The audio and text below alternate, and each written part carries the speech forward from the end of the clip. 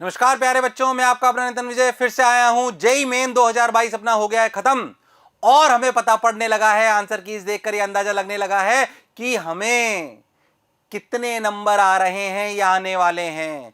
क्या उन नंबरों के बेसिस पे हमें डिसीजन लेना चाहिए, वो ही बात आपसे करने आया हूं।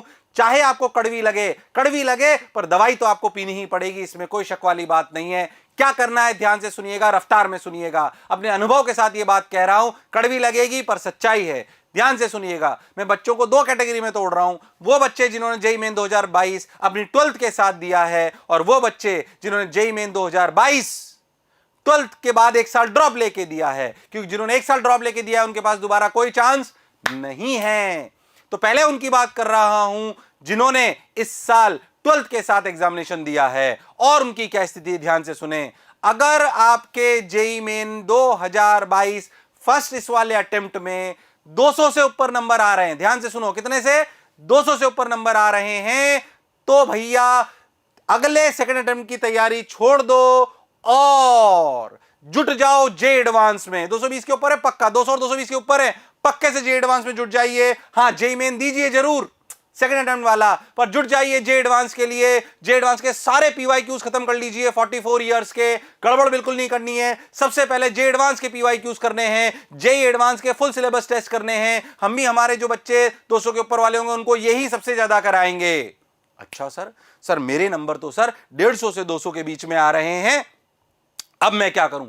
150 से 200 के बीच में अगर आपके नंबर आ रहे हैं तो जेई मेन 2 की तैयारी करिए जमकर, क्योंकि पहले एनआईटी पक्की करनी है। जम के जेई मेन 2 की तैयारी करिए, उसके पीवाईक्यू करिए जेई मेन के, और उसी के फुल सिलेबस टेस्ट पेपर करिए। अगर आपके नंबर 150 से 200 आ रहे हैं, पर सर मेरे नंबर तो पहले जेई मेन अटेम्प्ट में 150 से कम ही आ रहे हैं और मैं तो 12th के साथ हूं, मैं क्या करूं? बुरा लगेगा पर सुनो ध्यान से, ड्रॉप ले लो एक साल और, पक्के से, ये कभी बेकार नहीं जाता। मैंने खुद ने भी ड्रॉप लिया था, मेरे जीवन का सबसे अच्छे निर्णयों में से एक था वो कि मैंने 12th के बाद तैयारी करी। अब टाइम खराब मत करो अगर 150 से कम नंबर आ रहे हैं तो। अरे सर आप तो खुद की कोचिंग चलाने के लिए ऐसे बोलते हो, बिल्कुल नहीं बोल रहा हूं, बिल्कुल नहीं बोल रहा हूं। जो लोग मुझे जानते हैं वो ये मानते हैं मैं गलत सलाह कभी नहीं दूंगा। 150 से कम नंबर आ रहे हैं, ड्रॉप लीजिए, हिम्मत रखिए, अगले साल तुम आईआईटी पहुंचोगे 110%। ओ हो, बिल्कुल पक्के से ड्रॉप लीजिए।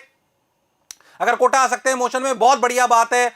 मैं गर्व के साथ कह सकता हूं कि 13 का परसेंटेज सिलेक्शन हमारा देश में बेस्ट होता है, बेस्ट 110%। हम उस तरीके से पढ़ाते हैं, हमारा सिलेक्शन रेशियो सबसे ज्यादा है 110%।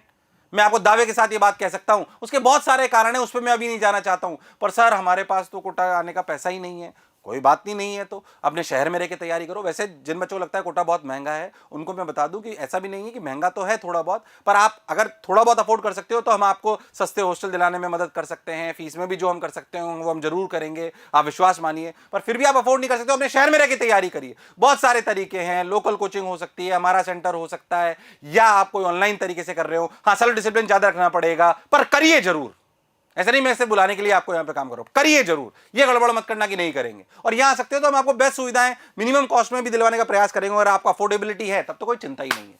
तो 150 से कम पक्का तैयारी करनी है, गड़बड़ नहीं करनी है। और माँ बाप को अगर कन्विंस नहीं हो तो कन्विंस करना है कि नहीं पापा मैं आपको जाके बताऊंगा। विश्वास मानो कि अगर एक साल ड्रॉप लेके तुम आईआईटी में पहुंच गए या एनआईटी टॉप ब्रांच में पहुंच गए तो भैया ये एक साल जीवन भर नहीं अकड़ेगा, ये आने वाले अगले 50 सालों का अपने भविष्य को सुनहरा कर देगा। ये मैंने अनुभव भी करा है, क्योंकि मैंने ऐसा करा है, इसलिए अनुभव के साथ आपको बात कह रहा हूं। और पता नहीं कितने बच्चों का ये अनुभव मैं देख चुका हूं, और वो आके जब कुछ बन जाते हैं तो कहते हैं सर आपने सही बोला था कि ड्रॉप ले लेना चाहिए था। कई बार लोग हम ऐसे सोच लेते हैं कि ये तो कहेंगे ही, ऐसा नहीं है, फायदा होता ही हम जानते हैं। खैर, अब बात करता हूं उन बच्चे की जो 12th पास हैं।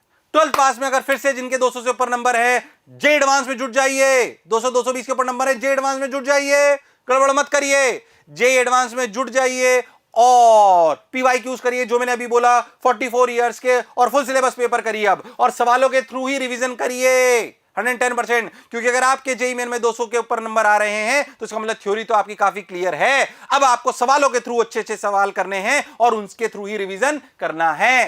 अगर 150 से 200 आ रहे हैं तो फिर से वही बात, आपको अपने जेईई मेन की तैयारी करनी है, अगले जेईई मेन सेकंड अटेम्प्ट की, ताकि आपके नंबर अगली बार 250 240 के पार हो जाएं। अच्छा सर, अगर 150 से कम आ रहे हैं और मैं 12th पास हूं तो क्या करूं? क्या सर मैं सब छोड़ दूं? नहीं, हमें दूसरा अटेम्प्ट नहीं मिलेगा एडवांस का, तो हाँ जेई मेन का फिर भी मिल सकता है, एडवांस को तो नहीं मिलेगा। अगले जेई मेन के लिए, है ना, मतलब बेसिकली हमारे लिए यही साल है अब। तो अगला जेई मेन, अगर तुमसे सही शब्दों में बोलूं, कड़वी बात है, पर सुनो, ये कुछ समय जो जेई मेन 1 और जेई मेन 2 के बीच का है, ये करो या मरो वाली स्थिति है। कौन सी स्थिति है? करो या मरो, करो या मरो वाली स्थिति है। गड़बड़ मत करना, ये करो और मरो वाली स्थिति है, इसलिए जान झोंक देनी है, पर थोड़ा स्ट्रेटेजी के साथ।